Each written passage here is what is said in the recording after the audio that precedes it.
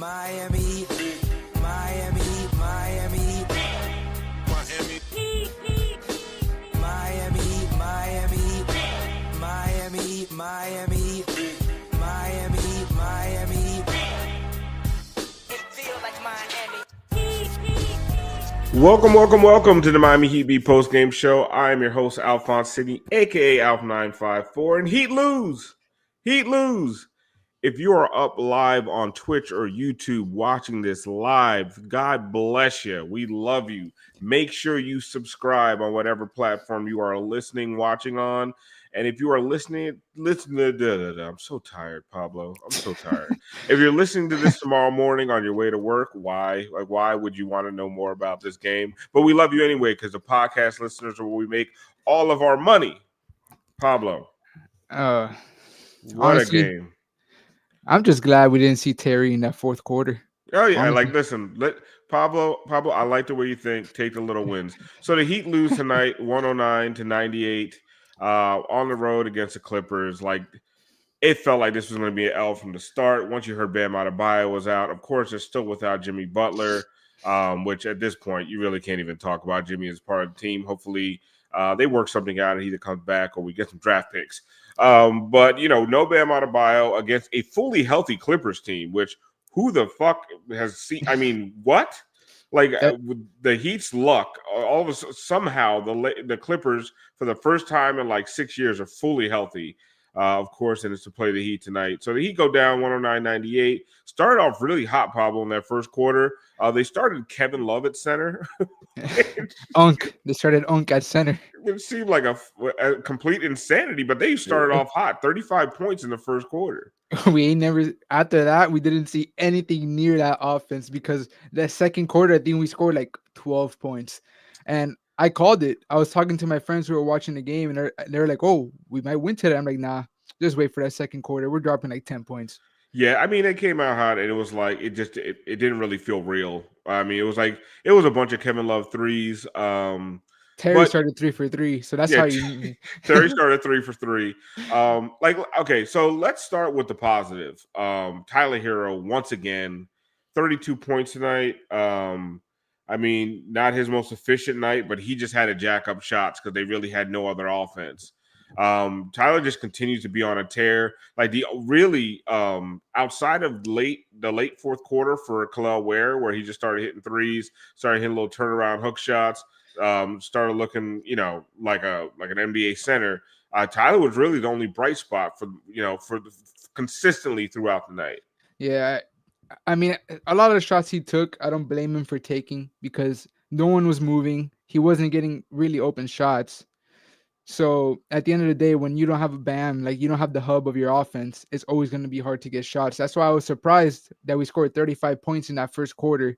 But then you saw the effect of not having Bam in that second quarter. Well, it felt like it felt like someone says Haywood's defense was a bright spot at times, and then other times he just was getting torched by James Harden. But you talk about not having Bam, and it just felt like they had like no offensive punch whatsoever if they weren't hitting threes. So first quarter they hit threes. After that they couldn't hit any threes, and it just felt like. And then they started trapping Tyler a lot more, putting a lot more pressure on the ball, and the Heat just did not handle it well. So yeah, when you talk about some positives, Haywood was somewhat of a positive. In the game of Kel'el Ware, but like let's get into the negatives, right? And I'll save my favorite Terry for last. Nikola Jovic tonight. I mean, awful. Like literally the worst. This is the worst game I have seen in his career from Nikola Jovic. He couldn't hit an open shot. He couldn't make a layup. He wasn't really defending. He got a couple assists, but outside of that, the offense just wasn't there for him. Listen, he was passing it to everybody, including the other team. So, I mean, eventually he had to get a fucking assist. Like, it's literally one of the dumbest games I've seen him play. Like, he was, and Crotty kept pointing it out. He was playing so rushed and panicked, and there was no reason for it. Like, the epitome of his game to me was he passes to Duncan, who's in the corner with nowhere to go with the ball. Duncan gets the ball back to Jovic. Jovic, it gets broken up. So Jovic can catch it in the backcourt and simply either dribble it up or just pass it into the front court. He instead like tries to like volleyball tap it into the front court. It goes the other way, of course, fast break. The Clippers score. And it was just a lot of nonsense like that from Jovic tonight. And like I can take the missed shots, but I mean it was just a really dumb passes, really bad passes, really poor decision making that really struck a chord for me. He just looked at a rhythm. He didn't. Once he started missing those shots, I think it just messed him up mentally. So he tried doing more. Yeah. And when you start thinking too much as a basketball player, you're always just gonna fuck up even more than what you're already doing bad. So and he's still young, so his youngness showed tonight, and that's why he did bad. You could see the frustration on his face, and it was like just really, really, it was really apparent that he was just really off of his game. One thing I did like though is Spo didn't take him out for most of for most of his struggles. The leash was long tonight, and you know what? A night like this, when you were probably going to lose anyway, I don't mind it. Like, let the young guy work through some of these issues, right? Until the point where it just became apparent he was never going to snap out of it. But so to fix it, Spo brought in Jaime Jaquez. It wasn't much better with the turnovers. Let me tell you that. Jaime saw Jovic playing like a jackass and said, "Hold my beer, bro."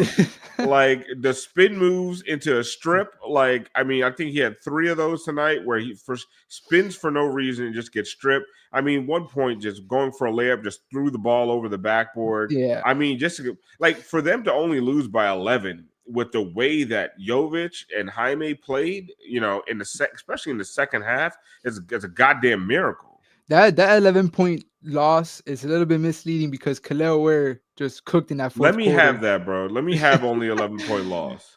Because we started off that fourth quarter. I think it took us like 4 minutes to score 2 points. Dude, but and I will say, like, overall, like the defense was not that bad tonight. No. Like it was just a lot. It was some great individual performance by Zubac, by what's that dude's name?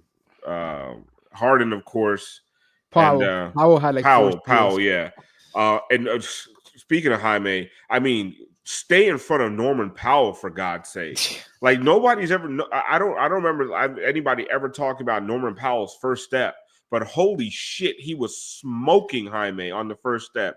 Like it's like I've never seen. I could not understand. Like, and listen, Norman Powell is a good scorer in this league, but I've never seen him smoke somebody off the first step as many times as he did to Jaime tonight. But it was just like a lot of really great individual performances out of the Clippers. They just had more firepower than the Heat did tonight. That's like we kept them at bay in the first half because I think we were winning at halftime. And then the Clippers they came out shooting. They couldn't miss. They were taking advantage of our zone. Like always, our corners are always so open when we play that zone. And then the Clippers has always been a team that can manhandle that zone of ours. And that second half was just brutal. Mac, man, I know Powell is the leading scorer on the Clippers. Like I said, he's a professional scorer. But dude, Mac, man, I mean, like. Mac, man, come on. Like, I've never seen Norman Powell get to the rim as easily as he did tonight, or at least beat guys off the dribble, as easily and quickly as he did tonight. It was jarring to watch. The legs just looked heavy. No one was playing point of attack defense whatsoever tonight. Yeah, and I mean, they kept it was almost like they just were hoping that Khalil will just bail them out. And it's just. And sometimes that's like the fallacy of a shot blocker back there. Like people, I mean, you had guys, I don't even know what they were gambling on. They were just trailing the play, and Khalil Ware stepping up, and it's a little dump off to Zubac, and he has a dunk. Zubac had like what 20 and 20 on us tonight, something like that. It's just we missed Bam tonight, and it was so apparent in that second half. Yeah, but here's the thing, Pablo. Like this, when people talk about hey, we don't need Jimmy. We just want to see the young guys ball out. Like, this is what it looks like. You know what I'm saying? Like, listen, I don't Yeah. mind it. Like, I like ball. Look, I stayed up to freaking 1 o'clock in the morning watching the Heat Clippers game. So, like, I don't mind it. But there's a lot of people who are going to completely tune this team out if this is what we see night after night, because this is what you're going to see with a bunch of 19, 20, 21-year-olds out on the floor. You're going to see a lot of uneven shit like what we saw from Mistakes. Jovic. We're going to see plenty of mistakes, and we're going to see plenty of frustrations, because when you're young, it just tends to get to your head, because you don't want to, because like Jovic has the shortest leash out of anyone, so he's probably constantly thinking about not trying to fuck up, and tonight he just let it take over.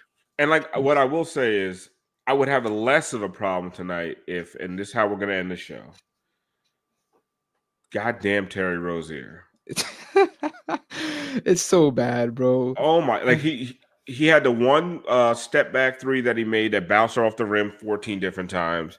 But I mean, there was a point tonight. I hope everybody saw it. I need a clip of this for the next game. If anybody out there can send it.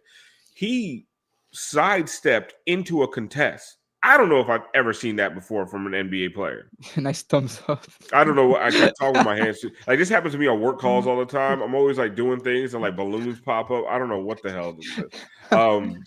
But he sidestepped into a contest. I've never seen that before. He was playing street ball. He plays street ball every game. He makes his life harder. Instead of taking an open shot, he wants to take a dribble in and get the 100% contested shot, like if it's 2K. Some what Figs said in the chat says when he dribbled on the baseline and grenaded it to Duncan, like it was just handed Duncan a live fucking grenade. Like there's nothing he could do with the ball, and of course Duncan just steps out of bounds. Don't get me started on Duncan tonight. Just out there doing cardio, but that's a whole nother. Yeah, swatted twice in a row. Yeah, but that's also and the shot clock bullshit that they just dumped the ball off to him. But I mean, beyond that, like just can't make an open three. Last couple games in a row now. But like then Terry had another sequence where Jovic is wide open in the corner. Terry just dribbles into traffic, chucks it, another grenade to Duncan with two guys on him. Duncan gets him the ball back, open in the corner. He makes the move, has a clean lane to the rim, does a pullback, like you say, and one mixtape bullshit, and into a step back brick. Then he had the smoked layup, like wide open layup, just completely smoked it. Every time this motherfucker dribbles the ball or tries to create his own shot, it is a fucking disaster. When he was 3 for 3 in that first quarter, it was all off of cuts to the basket, where he's already going downhill, or catch and shoots. Those are his first 3 for 3. After that, whenever he has to initiate or play make, it is a disaster. It's GG's. It's either a grenade to someone or it's going up on two people. And if you look at the box score, it may look like he had a decent game shooting wise, because he shot like what, 50%, 41%, something. Yeah, so that starts for 3 for 3. He started 3 for 3 and went 2 for 7 from that. One was that bullshit bounce off that three that bounced into the rim. And then a floater off the backboard. Yeah. It's just, you look at Terry play and you get scared of what he's gonna do next, because he's not gonna pass. I can take it from Jovic. He's young and learning. I can take it from Jaime. He plays really fucking hard. Sometimes those guys are just playing too damn hard. I mean, like they're playing too fast. They're just out of control. But I'll take that. And I'll take that effort off of just the zero basketball IQ that's emanating from Terry. Like I don't like. I mean, the guy gets into the lane and there's not a driving kick bone in his body. Nope, not at all. I remember there was one stat. I remember when we first got Terry, there was one stat that in Charlotte is that he was one of the best pick and roll players. I don't know where the fuck that went, because it's definitely not here right now. There's so much looter in the riot bullshit going on with him in Charlotte. Just the fact that his passes just never lead to scores. Like someone said it the other day, he passes to get the ball back. Like, the fact that, when you look at the fact that he's played over 100 minutes more with Bam than Duncan has, and has 20 less assists to Bam than Duncan has. Like, that is such an indictment on your point guard. Starting point guard for the Miami Heat that we traded a first-round pick for. Just let it be known. We gave up a future first-round pick for Terry Rozier. And an expiring deal because apparently Kyle Lowry was ornery and mean to people. Well, let's end it like this, Pablo. I just hope they work something out with Jimmy because it is gonna be brutal. It's gonna be a brutal. Yeah, like everyone's talking about the great vibes. Were the vibes great, or did you just play a bunch of bad teams? Who knows? Who knows? Anyway, thank you guys for staying up with us tonight. Please, if you are on YouTube, if you're on Twitch, make sure you subscribe. And if you're listening to the podcast, make sure you subscribe. Get our downloads up. We love you guys. I don't know if we'll see you. I think we'll see you after the Lakers game. Yeah. I don't know. I'm taking the night off. I can't do any more of this shit. Love you guys. Good night.